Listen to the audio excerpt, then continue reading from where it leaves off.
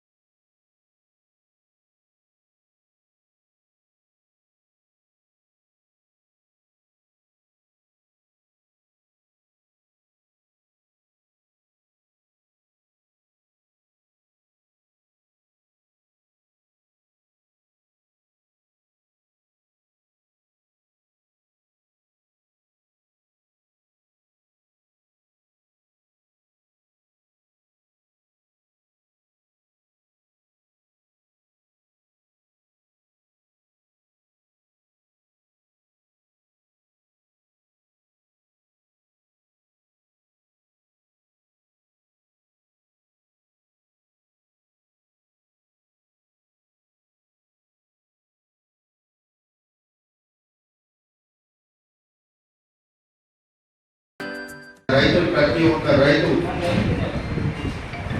పక్క రాష్ట్రాలలో చూసుకుంటే మన రాష్ట్రంలో చూసుకుంటే ఎంతో అభివృద్ధి జరిగింది రైతుల కోసం.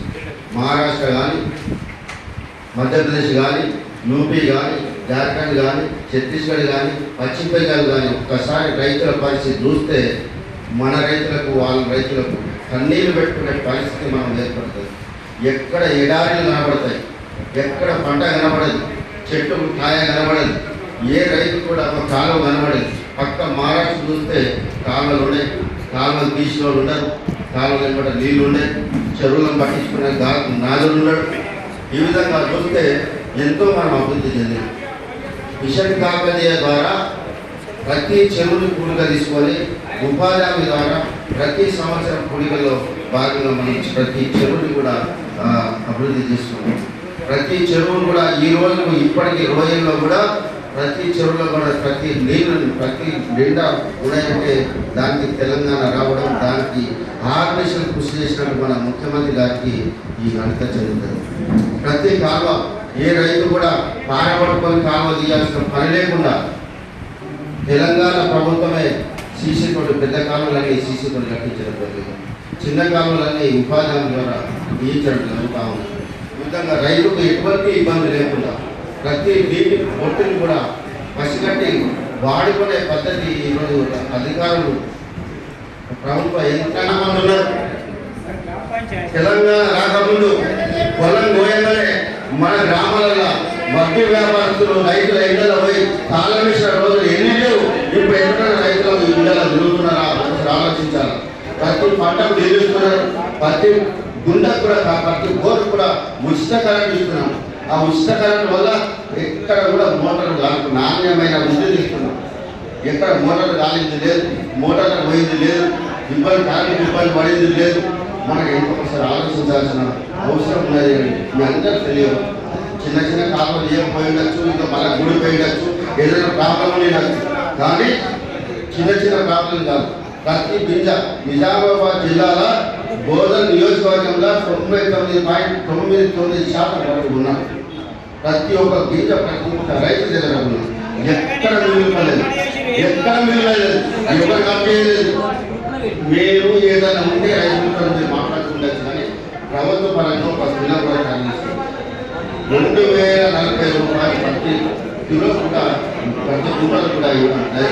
రైతు ఖాతాలలో వారం రోజులు పైసలు పడుతుంది. ఒకసారి మీరు ఆలోచించాల్సిన అవసరం ఉంది. మీ అందరికీ రాబోయే రోజుల్లో కూడా కేసీఆర్ గారు మంచి రోజులు, మంచి పథకాలు ఇంకా రైతులకు రూపొందిస్తారు. ప్రపంచంలోనే ప్రపంచ దేశాలలోనే ఒక ఎత్తైన కాళేశ్వరం నీరు ఇలా మన దాంట్లో చెల్లకస్తున్నాయంటే రైతు కట్టుకుంటే మన గర్వకారం దాదాపు ఆలోచించాల్సిన అవసరం ఉన్నది. లిఫ్టిగేషన్ నీరు కాళేశ్వరం ఎక్కడ, అధికార నీళ్ళు ఎక్కడ, మన ఇళ్ళలో పొలాల పంటలు వస్తున్నాయంటే లిఫ్టిగేషన్ ద్వారా ఒకసారి మనమే ఆలోచించాల్సిన అవసరం ఉంది. కేసీఆర్ గారు రైతు కాబట్టి మన రైతులందరికీ మేలు జరుగుతూ ఉన్నది. ఖచ్చితంగా రాబోయే రోజుల్లో ఖచ్చితంగా ఇంకా అత్యున్నత నాణ్యమైన పథకాలు ప్రతి ఒక్కరు వ్యవసాయం చేస్తాము, ఉద్యోగం అవసరం లేదనే రోజులు తీసుకొచ్చే రైతులు కేసీఆర్ గారి దగ్గర ఉంది. కాబట్టి కేసీఆర్ గారు ఖచ్చితంగా ముఖ్యమంత్రి మనందరికీ మంచి రోజులు కల్పిస్తారని ఈ సందర్భంగా ప్రతి ఒక్కరికి కూడా రైతులకు, తెలంగాణ వాసులకు, ఉద్యోగస్తులకు అందరికీ కూడా తెలంగాణ అవసరం సందర్భంగా ప్రతి ఒక్కరికి శుభాకాంక్షలు తెలియజేస్తారు.